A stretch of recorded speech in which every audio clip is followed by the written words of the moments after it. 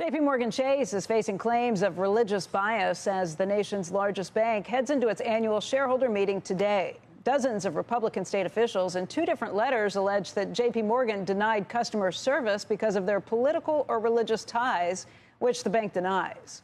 Shareholders will vote on a resolution to launch an investigation into these claims. And for more on this, we want to bring in Paul Argenti. He is the professor of corporate communications with Dartmouth's Tuck School of Business. And Paul, thanks for being with us today. A lot more of these issues are being raised, not just at JP Morgan, but at companies around the country. Yeah, it's a new world for companies having to get involved in social issues, not something that they signed up for, I'm sure. And I think one of the things that is a problem is trying to remain silent or not taking a position is no longer really an option for anyone. I almost feel like it's the opposite of that. I feel like the push from both sides, you know, the right and the left on this towards companies probably has them to the point where they don't want to comment on anything.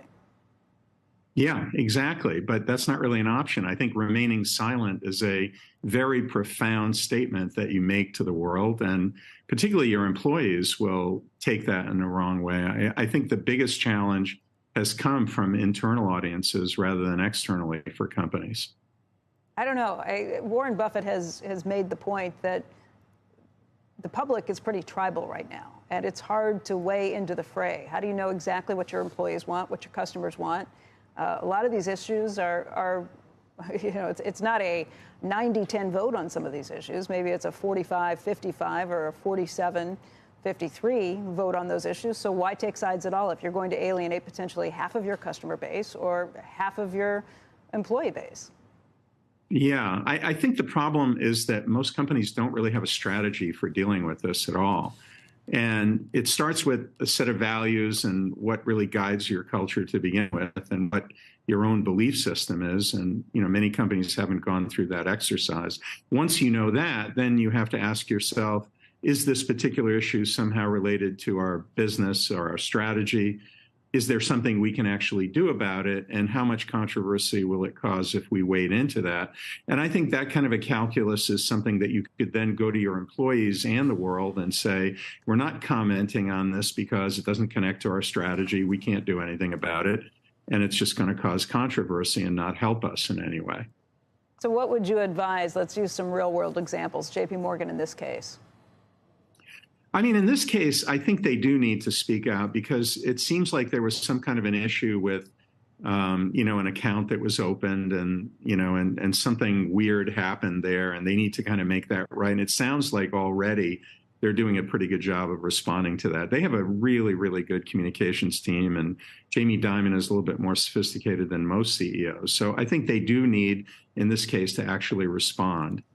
I think in other cases, take a look at Disney.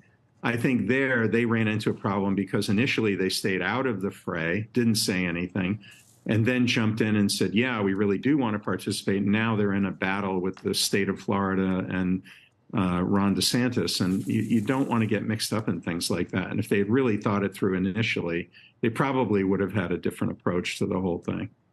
Well, some of the ESG standards that have been put on companies consist of checking a lot of boxes, saying you're doing something here, or signing up and checking boxes there.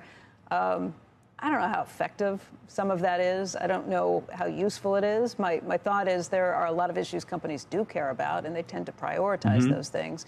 But if you have a situation where now with the new voting rules and the new ability to put things with universal proxy, get those votes out in front of the shareholders, it can be a pretty long laundry list of issues that very minor shareholders want you to take a stand on. They want to be able to get to the microphone and have their voices heard.